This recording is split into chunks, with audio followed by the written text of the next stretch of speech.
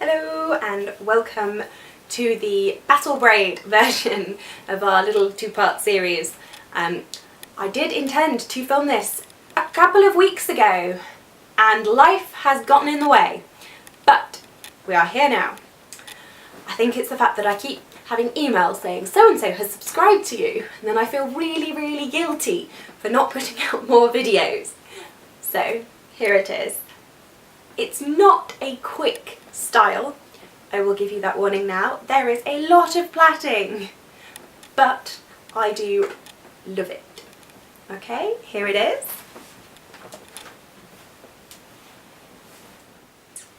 Okay, so I have already, as you can see, separated out my hair. I've got these two sections which are a horseshoe around the middle from just above my ear on each side and a few inches excluded in the middle, you can see. And I have just plaited out the bottom bit so it's out of the way. The parts we're going to need to start with are these bits, then this bit, then the bottom bit, which is why I've gone with my order of securing that way. So, to start with, we're going to need to Dutch plait these bits. I'm going to use a basic 3-strand because if I use any more strands it will be very thin. If you have thicker hair it may not be so much of an issue. I have lots of pins and hairbands. I've got these hairbands. They're not enormous, but they're not tiny. Ideally you'd want little clear elastics, but I have absolutely no clue where I've put mine. So we're going with these. Going to start by securing one side out of the way so I don't accidentally go too far around. And then Dutch braid this bit back.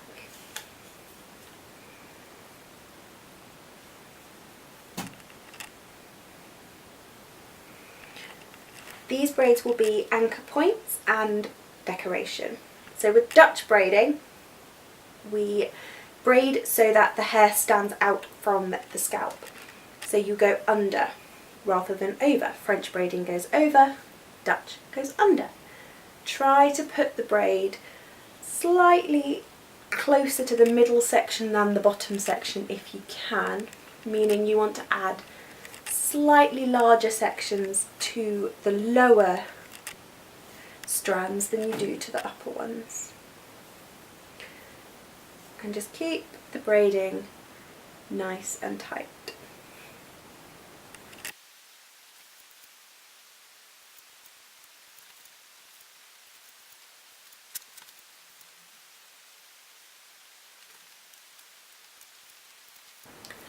Okay, so we have the first one. If you have any decorative pieces that you want to add in, colourful ribbons, that kind of thing, you can add them into these braids. And if you have any additional hair that you want to add in, again these would be good braids to add them to make them a little bit thicker. You would do that just by folding it in half and adding it to the start strands. Okay, I'm going to make this side match and then I will be back. Okay, so I have two fairly tight Dutch braids, which are as even as I can get them because I have a thing for symmetry, and I haven't plaited them all the way down, just a little bit because I'm not going to keep them plaited. I'm going to secure them at the base later on. I have released this top hair and we're going to do more plaits. There's a lot of plaits in this style. I'm going to separate out the front section, split it in two,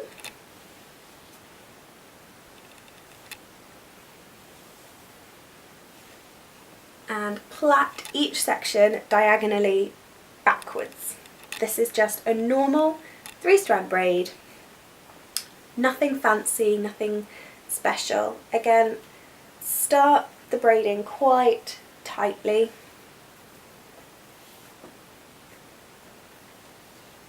Braids do have a tendency to loosen, especially when you start playing with them. So it's always a good idea when doing styles like this to start slightly tighter than you intend to finish.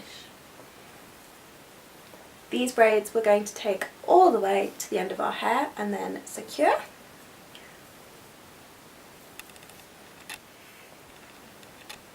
Alrighty then, we have 2 plaits going diagonally back. You can plait more towards the front once you've gotten to about here because it won't pull as much. But what we want is for them to sit nicely like this, and the diagonal helps to avoid this centre parting, which I'm just not fond of.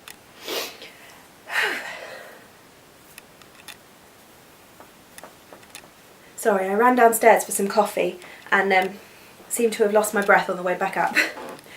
The next plait we're going to do is a narrower section but across the whole width, because what we want is for this to be about the same size as the other plaits, just one. We are going to just plait this again perfectly normally. I'm sure you can develop I'm having word blanks today.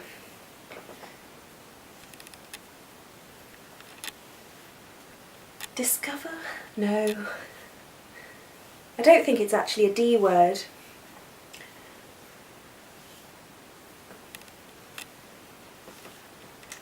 Well, I'm sure you can start to see that there is a little bit of a pattern that we're creating. So plait back as far as you can and then plait down. And then the last section of hair we're going to do the same as we did at the front. I'll get these out of my eyes. We're going to just put them in 2 plaits going diagonally, more horizontally across than the front ones. The front ones are definitely at a 45-degree angle. These ones are going to be more at, I don't know, somewhere between 45 and 90. Maybe sort of 70 degrees. But we're not getting out protractors, so we're all right. And to save you from my further rambling and watching me do basic plaits in small amounts of hair over and over again, I will be back when I have finished those 2 plaits. I will say, if you have a lot more hair, you may wish to do sort of smaller sections by area, but obviously the same size plaits. And you would just keep going with 2 after these 3. So you have 3, and then 2, and then if you can fit another row on of the same size plait, you would do another set. You'd have 7 instead of 5. Alright, I have finished my braids. I do remember saying that if you have extra hair you can add in 2 more braids. I have managed to have extra hair. It is unfortunately not enough extra hair for any extra braids, but it is far enough back that actually I probably should have had it in the previous sections anyway. It is too late for that, but it will fit in with my bottom section just fine, which is why we haven't actually secured any of our braids yet. Right then, what comes next is, you guess what the odd numbers mean. The odd numbers mean braiding them together is much easier. I prefer odd-stranded braids, plaits, whatever you want to call them. I don't know why I find them slightly easier, because they're the same on both sides, and I'm a big fan of things being the same on both sides. It makes my brain easier. So, I have done my 5-stranded French braid before. This is a very similar idea in that you start with a 3-stranded braid and then you add them in. But these, we're not just going to plait them back normally. No, we are going to loop them. So look, I said these were anchor braids. So take your left hand front braid through the start of your right hand Dutch braid. I really should have somehow colour coded these. wasn't possible. And then again, same on the other side, right hand front braid through left hand Dutch braid. This is where the smaller hairbands would have been slightly handy. That was silly. Start again. Cross these and thread them through at the back. Because if you try to plait and then thread them through, you will never be able to hold all things at once.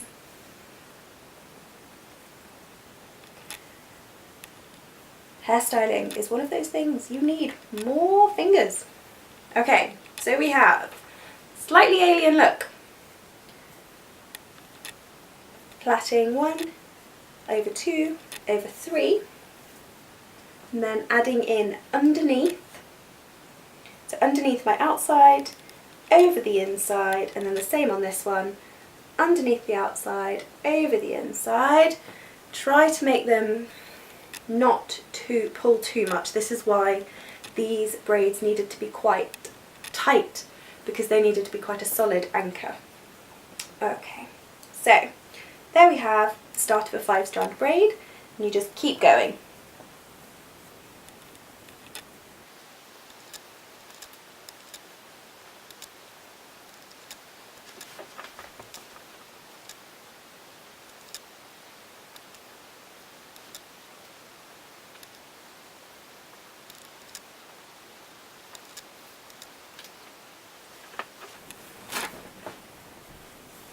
You'll notice that I used one of the hairbands that was already in my hair, because I'm going to take these hairbands out anyway.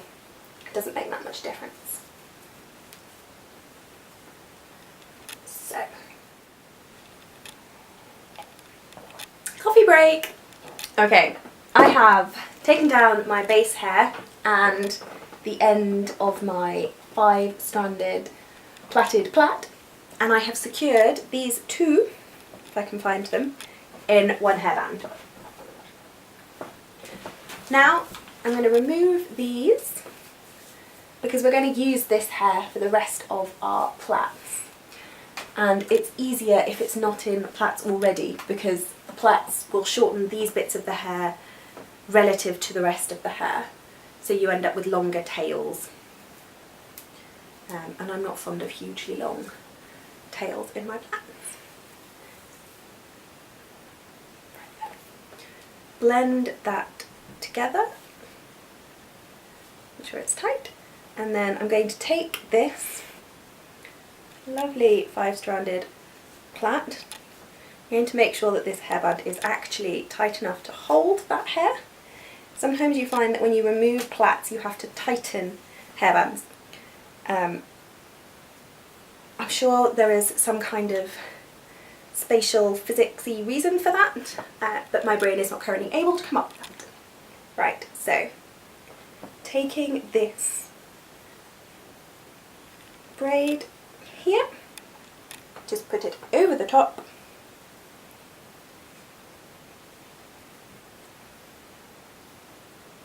around, so,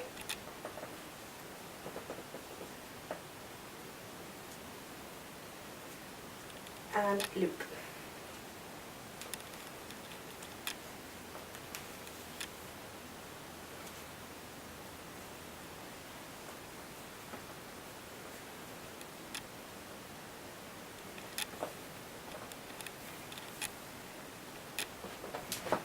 We're just using that to hide both of those hairbands, so you can't see either of them now because I have put the hairband in the loop and I have somehow managed to make it so that this is the perfect length to hide that hairband. If it's not, you can always shorten it or lengthen it a little bit. You could leave your hair like this, makes a pretty nice half-updo. However, this is supposed to be a battle braid style, and apart from not looking terribly scary as it is, you have lots and lots of loose hair that, well, I get my hair stuck in car doors, and I do know how to use a sword a little bit, and I am very aware that I would probably either wrap my hair around my wrist and prevent my sword moving, or chop my own hair off with the sword. Neither of these things are things that I would like to do. Therefore, we're going to continue plaiting. There is a lot of plaiting in this hairstyle. There are several different ways you could finish off this style. You could just take it into a normal 3-strand braid at the back. You could French braid it, you could fishtail braid it. Really anything. I'm going to split this top hair in two and braid down the sides to have two small-ish braids.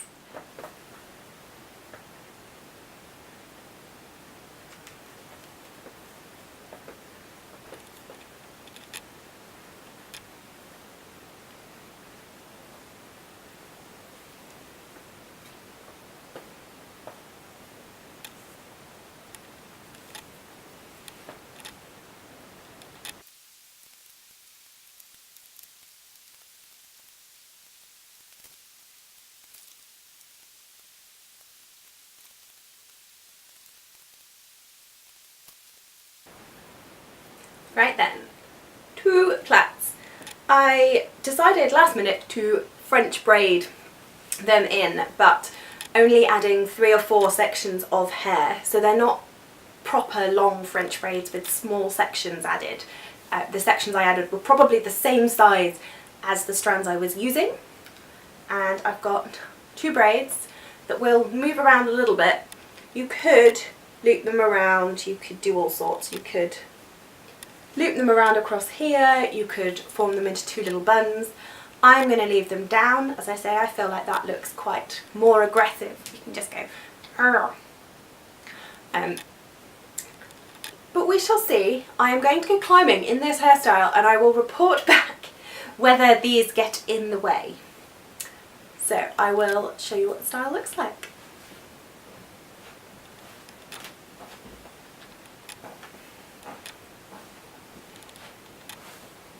Alright, I hope that this has been a fun video and you will be able to try this style out. If you do, feel free to send me a picture or a link to a video, especially if you do this style but with some ribbons and things. I am currently very short of ribbons, which is why I didn't do it. What I wanted to do was to add gold thread to some of these, possibly starting here, so you'd have a bit of gold thread that has half of it in this plait, half of it in this one. So you'd see a tiny bit here, and then it would just come through, and I thought that would be quite sort of nice, indicate a little bit of princessy type thing. Of course, it doesn't have to be warrior princess. This style would equally work for a man or somebody who just fancied going for a run with a really fancy hairstyle. Okay? Happy styling!